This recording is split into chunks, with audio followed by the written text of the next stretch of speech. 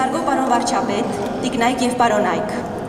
այժմ մեկնարկում է Ֆրանսիայի Հանրապետության նախագահ պարոն Էմանուել Մակրոնի Հայաստանի Հանրապետություն պետական այցի առթիվ կազմակերպված պետական պարգևների շնորհման արարողությունը։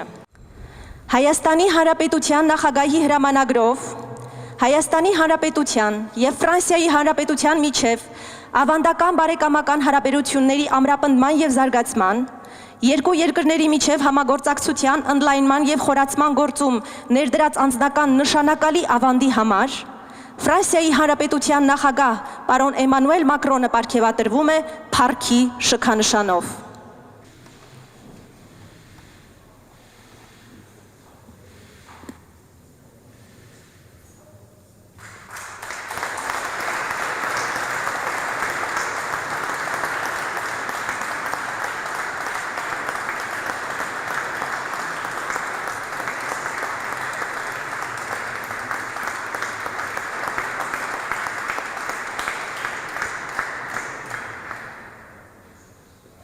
Տիկնայք և պարոնայք, Ֆրանսիայի Հանրապետության նախագահ պարոն Էմանուել Մակրոնը որոշել է Հայաստանի Հանրապետության նախագահ Վահագն Խաչատուրյանին և Հայաստանի Հանրապետության վարչապետ պարոն Նիկոլ Փաշինյանին պարգևատրել Պատվո լեգիոնի մեծ խաչ շքանշանով։ Այս պարգևը 1802 թվականին Նապոլեոն Բոնապարտի կողմից սահմանված Պատվո լեգիոնի բարձրագույն շքանշանն է։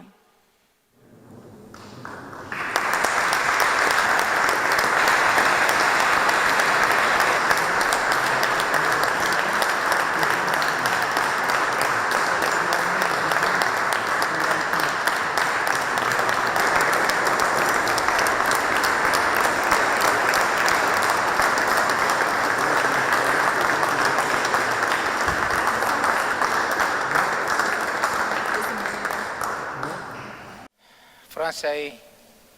Հանրապետության մեծարգո նախագահ, Հայաստանի Հանրապետության մեծարգո նախագահ, Ֆրանսիայի նախագահի պետական այցի պատվիրակության հարգելի անդամներ, Հայաստանի Հանրապետության պետական իշխանության հարգելի ներկայացուցիչներ, այսօր մեզ համար շատ կարևոր և մեծ իրադարձություն է տեղի ունենում և մենք գործ ունենք մի իրավիճակի հետ, երբ մեր երկրի ավանդական և հավատարիմ բարեկամ երկրի նախագահը, այդ թվում անձնական բարեկամ և ընկեր է ինձ համար, և այսօրվա իրադարձությունը կրկնակի նշանակություն ունի։ Ես բազմաթիվ առիթներ եմ ունեցել ասելու, թե նախագահ Մակրոնը ինչպիսի մեծ ներդրում ունի Ֆրանսիա-Հայաստան հարաբերությունների ներկա մակարդակի համար, որը մենք կարձանագրենք Հայաստան-Ֆրանսիա ռազմավարական գործընկերության փաստաթղթի ընդունմամբ, որպես նախագահ Մակրոնի պետական այցի կարևոր արդյունք։ Բայց նաև ուզում եմ ընդգծել, որ այն հանգրվանը, որում մենք այսօր գտնվում ենք, և որը այսօր ունի Հայաստանի Հանրապետության ժողովրդի աջակցությունը, և որը ակնհայտ ճիշտ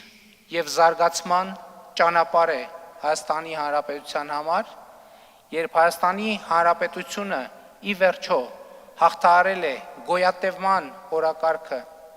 և մուտք է գործել զարգացման օրակարգի տրամաբանություն, և մենք այսօր իրական Հայաստանի գաղափարախոսության վրա հիմնված նոր տրամաբանությամբ, նոր գաղափարախոսությամբ, նոր ճարտարապետությամբ,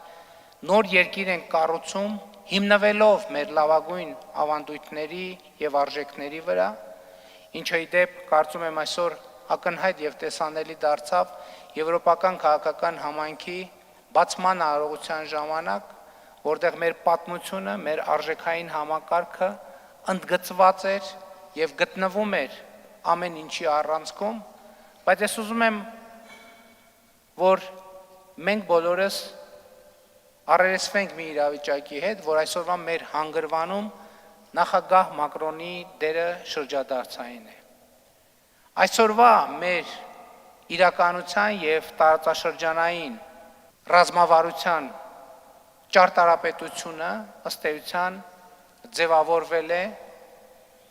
2022 թվականի հոկտեմբերի 6-ին Պրահայում տեղի ունեցած քառակողմ հանդիպման ժամանակ։ Գիտեք, այն մարդիկ, ովքեր ներկա չեն եղել այդ հանդիպման սենյակում, ամենայն հարգանքով ես ներողություն եմ խնդրում, բայց չեն կարող ասել, որ ամբողջությամբ իրապես եւ խորապես ճանաչում են նախագահ Մակրոնին։ Որովհետև այն, ինչ ես այդ օրը տեսել եմ, այդպիսի համոզմունք, այդպիսի նվիրվածություն, այդպիսի սկզբունքայնություն, այդպիսի հետևողականություն, այդպիսի համոզվածություն, այդպիսի աներերություն, այդպիսի վճռականություն, այդպիսի որոշում, որ պատմությունը պետք է կերտվի, ես չեմ կարդացել ոչ մի գրքում։ Եթե ինձ պատմեին որևէ մեկը այդ օրվա իրադարձությունները, ես չէի կարող հավատալ դրան։ Ես երեկ էլ նախագահ Մակրոնին առիթ ունեցել եմ ասելու, որ ես մինչև հիմա, երբ որ հետահայաց հիշում եմ այդ ամեն ինչը, ես դժվարությամբ եմ հավատում այն ամենին, ինչ տեսել եմ սեփական աչքերով, ինչ լսել եմ անձամբ, եւ այսօր դահլիճում կան մարդիկ, ովքեր նույնպես ներկա են եղել, եւ նրանք կվկայեն այդ ամեն ինչի մասին։ Եվ սա մի սյուն էր, որի վրա կառուցված է մեր այսօրվա իրականությունը, այսօրվա խաղաղությունը եւ այսօրվա հեռանկարը,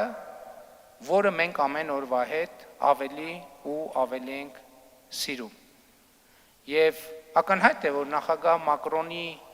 դեմքով մենք գործ ունենք Ֆրանսիայի Հանրապետության պետական գործչի հետ։ Բայց այդ հանդիպումը եւ այդ օրվա իրադարձությունները ինձ համար միանշանակ եւ աներկբա են դարձնում, որ Էմանուել Մակրոնը նաեւ Հայաստանի Հանրապետության պետական գործիչ է։ Եվ այսօր ամենևին էլ այն շքանշանը, որը շնորհվեց նախագահ Մակրոնին, այդ որոշման մեջ եթե կա քաղաքավարություն, դա ընդամենը այդ որոշման մի փոքր տոկոսն է արտահայտում այդ որոշման էությունը։ Իրականում Հայաստանի Հանրապետությունը այդ բարձրագույն պարգևով իր գնահատանքն է արտահայտում այն շրջադարձային ծառայության համար, որ նախագահ Մակրոնը մատուցել է Հայաստանի Հանրապետությանը, Հայաստանի պետականությանը, անվտանգությանը, ինքնիշխանությանը եւ անկախությանը։ Դրանից առաջ 2022 թվականի հոկտեմբերի 6-ից առաջ 2022 թվականի հոկտեմբերի 6-ից հետո, երբ որ թվում էր, թե Հայաստանի Հանրապետությունը այլևս չունի ոչ մի հույս եւ հենարան եւ չկա մի ուժ եւ անհատ, որը կարող է մեր ձեռքը բռնել, մենք ամենադժվար պահին զգացինք եւ շոշափեցինք նախագահ Մակրոնի ձեռքը եւ նա ամուր բռնեց մեր ձեռքից, մենք նրա ձեռքերից ամուր բռնեցինք եւ այսօր մեր բազմաթիվ հաջողություններ, սկսած բանակաշինությունից, շարունակած մեր արտաքին հարաբերություններով, մեր ժողովրդավարական ձեռքբերումներով, տնտեսական հաջողություններով, որոնց մի մասը ի դեպ նաեւ կարձանագրվեն նախագահ Մակրոնի պետական այցի արդյունքներով, նրա անձնական ներդրման արտահայտությունն է։ Հենց հատկապես նրա անձնական ներդրման արտահայտությունը եւ 8 տարի Հայաստանի Հանրապետության վարչապետի պաշտոնը զբաղեցնելով, ես չեմ հիշում մի դեպք, երբ Հայաստանի Հանրապետության պետական շահերին առնչվող որևէ մտահոգություն հարց կիսած լինեմ նախագահ Մակրոնի հետ եւ հնարավորինս ամենաարագ եւ առարկայական եւ կոնկրետ ձևով ստացած չլնեմ նրա արձագանքը, նրա պատասխանը, որը արտահայտվել է կոնկրետ, շոշափելի, ստուգելի, տեսանելի որոշումներով եւ քայլերով։ Հայաստանի Հանրապետության մեծարգո նախագահ, հարգելի ներկաներ, ես առաջարկում եմ, որ մենք բաժակ բարձրացնենք Ֆրանսիայի Հանրապետության նախագահ, Ֆրանսիայի Հանրապետության եւ Հայաստանի Հանրապետության պետական գործիչ, Հայաստանի Հանրապետության եւ հայ ժողովրդի մեծ բարեկամ, եղբայր եւ հարազատ Էմանուել Մակրոնի համար։ Պարոն նախագահ, ձեր կենաց։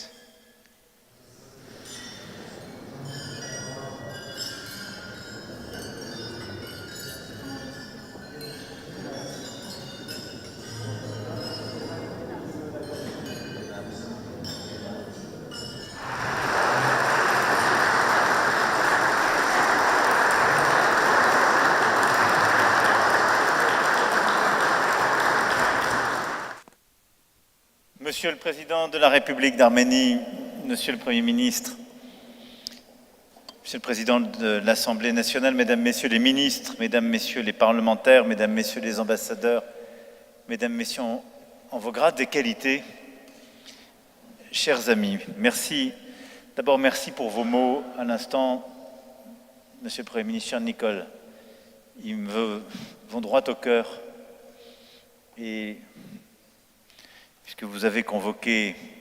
ces souvenirs, en effet, d'un automne 2022, je n'ai rien oublié de cette nuit. À peine 2 ans s'étaient écoulés depuis le début de la guerre. La situation était très instable et vous avez fait preuve de beaucoup de courage parce que vous décidiez pour votre pays. Mais je voudrais vous dire une chose simple. D'abord, la France, dans ces moments-là, je le considère, a fait son devoir. Alors c'est vrai, beaucoup, en Europe ou ailleurs, nous regardaient comme des bêtes étranges à soutenir de manière aussi inconditionnelle l'Arménie. D'ailleurs, je vous rassure, après la réunion à laquelle le Premier ministre a fait référence, j'ai été à peu près interdit de toutes les réunions suivantes tant que le conflit n'était pas réglé par le président Aliyev. Maintenant, les choses sont rentrées dans l'ordre et elles se sont apaisées, heureusement. Mais si nous étions là, à vos côtés, pour dire cela, c'est parce que c'était juste. C'est parce que c'était juste. Et qu'à travers l'histoire, le combat que votre pays, votre peuple a toujours mené, fut un combat juste. Face au génocide, face aux invasions, et dans ces heures-là, face à la menace de votre intégrité territoriale et à votre souveraineté. Et l'idée que nous nous faisons d'une paix possible, y compris pour nous-mêmes, est d'être aux côtés de ces combats justes où l'ordre international est défendu. Quand bien même ce n'est pas notre intérêt à ce moment-là, quand bien même les calculs d'apothicaires consisteraient à aller regarder ailleurs, et quand bien même beaucoup calculaient plutôt les mètres cubes de gaz ou les intérêts face à d'autres puissances militaires aux contrats plus juteux. Et c'est l'honneur de la France d'être aux côtés de pays qui ne lui ont jamais manqué, d'un peuple qui ne lui a jamais manqué, et d'être aux côtés d'un combat juste. Notre histoire vient de loin, et il y a dans cette salle des femmes et des hommes dont l'histoire familiale est engagée dans la relation entre nos deux pays, qui ont émigré il y a parfois plusieurs générations, d'autres dans le cours de leur vie, et d'autres qui ont découvert l'Arménie et se sont mis à l'aimer de leur vivant, même s'ils n'avaient pas forcément de racines Parce qu'il y a quelque chose dans la relation entre nos deux pays, nos deux peuples, nos deux civilisations, qui dit cela. Pourquoi les intellectuels français ont-ils aimé l'Arménie? Beaucoup n'en avaient jamais foulé le sol. Parce qu'il leur était insupportable que ce pays soit ballotté d'un empire à l'autre. Pourquoi la marine française est venue ici, pas simplement voir, dénoncer, mais sauver? Parce qu'elle considérait que c'était le combat légitime qui lui était donné par la nation française. Pourquoi avons-nous accueilli dans ces années-là? Et pourquoi tant et tant de ceux qui étaient arrivés se sont battus pour la France? Et nous avons eu l'immense honneur, et vous étiez à nos côtés, de donner sa juste place au Panthéon à Missak Manouchian et à Méliné, qui en quelque sorte incarnent ce que les Arméniennes et les Arméniens ont donné à la France. C'est toujours la même histoire. Quand le combat est juste, nous sommes là l'un pour l'autre. Quand il s'agit de nous, de l'universel, de ce que nous portons, nous sommes là l'un pour l'autre. Et nous nous reconnaissons. Je prends avec beaucoup d'honneur les insignes remises aujourd'hui, et je veux simplement vous dire qu'elles sont un jalon dans cette histoire qui nous oblige. Parce que c'était vous, parce que c'était nous. Le lien entre l'Arménie et la France, c'est cela. Et c'est pourquoi le choix que vous avez fait de l'indépendance pleine et entière, de la paix, de la stabilité dans cette région, basculée en tous sens, le choix de l'Europe et le choix de la prospérité, comme je l'évoquais tout à l'heure dans un autre cadre, sont ceux que nous soutenons. Parce que nous les croyons une fois encore justes, parce que nous les croyons bons pour votre pays, parce que nous les croyons à la hauteur du moment, de la cohérence géopolitique et stratégique qu'il faut pour l'Arménie et pour l'Europe, et parce que nous voulons être de cette aventure. Le partenariat stratégique que nous signerons demain viendra consacrer les efforts de défense inédits que nous avons faits ces dernières années à vos côtés, car jamais la relation ne fut à ce niveau. Viendra ouvrir de nouvelles pages économiques entre nos deux pays, viendra consolider la relation éducative, linguistique et culturelle, et beaucoup derrière qui sont là aussi auront à l'écrire. Mais laissez-moi vous dire, Monsieur le Premier ministre, Monsieur le Président, combien, au fond, chez nous, ce que vous appelez l'Arménie réelle est inséparable de l'Arménie rêvée, parce que beaucoup la rêvent chaque jour. Au fond, vous avez décidé d'une Arménie en Europe, en paix, en prospérité. Et c'est cette Arménie-là, avec toutes ses harmoniques, celle qui charrie notre histoire commune, que nous aimons et que nous embrassons tout entière. Car de l'autre côté de l'Europe, dans sa péninsule vers l'océan, n'oubliez jamais qu'il y a des femmes et des hommes qui aiment votre pays et qui aiment votre peuple, et qu'ils regardent toujours comme une jeune sœur qui nous a tant apporté et pour laquelle nous serons toujours là. L'un l'autre, nous nous tenons la main. Ce sont deux mains européennes et c'est ce destin que vous avez décidé d'embrasser. Alors c'est à moi de vous remercier ce soir pour le courage que vous avez eu durant toutes ces dernières années de porter votre pays dans cette région comme un pays de paix, de responsabilité. Et il faut beaucoup de courage et d'audace pour vouloir la paix lorsqu'on est attaqué. Et d'un pays qui a choisi l'Europe. C'est maintenant à l'Europe de se montrer à la hauteur. Laissez-moi à mon tour porter un toast pour votre pays, pour nos liens d'amitié séculaires, et pour vous, Monsieur le Président, Monsieur le Premier ministre, et pour l'amitié qui nous lie.